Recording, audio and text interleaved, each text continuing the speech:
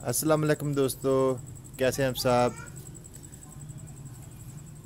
तो ये हमारे पास डेंसिस है जो कि हमने सर्दियों में इससे मुकम्मल फ्लावरिंग ली, इसका सीडलिंग लिया और इसको कट करके हमने साइड में रख दिया।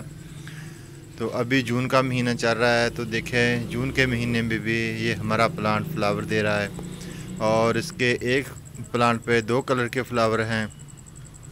तो पहले इस प्लांट पे रेड कलर के फ्लावर थे, लेकिन अभी धूप और गर्मी की वजह से इसका कलर भी चेंज हो गया।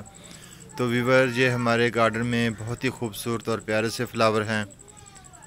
इसी तरह हमने अपने गार्डन में एक और हमारे पास फ्लावर है जो कि इसको डॉग फ्लावर के नाम से जाना जाता है। तो व्यूअर देखें, जून के महीने में इतनी सख्त गर्मी में हमने इसको साया फराहम किया और इनकी नशो नुमा जो है वो बहुत ही अच्छे तरीके से कर रहे हैं। तो इस पे भी फ्लावर आए हुए हैं। व्यूअर देखें कितने प्यारे फ्लावर हैं, खूबसूरत फ्लावर हैं।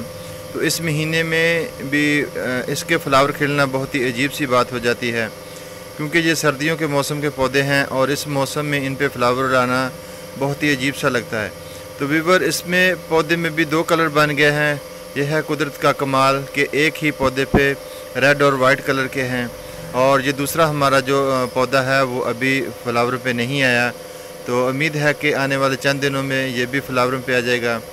तो इस तरह हमारे गार्डन में ये बहुत ही प्यारे फ्लावर हैं और हमारे गार्डन को इन्होंने बहुत ही खूबसूरत बना दिया है।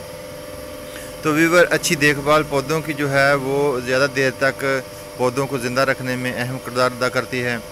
तो इसी तरह ये चेरी टमाटर भी हैं जो दिखने में बहुत प्यारे और क्यूट से लग रहे हैं। इनका साइज़ बहुत बड़ा होता है, लेकिन अभी इनका मौसम जा रहा है तो ये बिल्कुल इसका साइज़ छोटा हो गया है। तो व्यूअर, ये हमारी वीडियो आप लोगों को कैसी लगी कमेंट्स में ज़रूर बताइएगा। अल्लाह हाफ़िज़।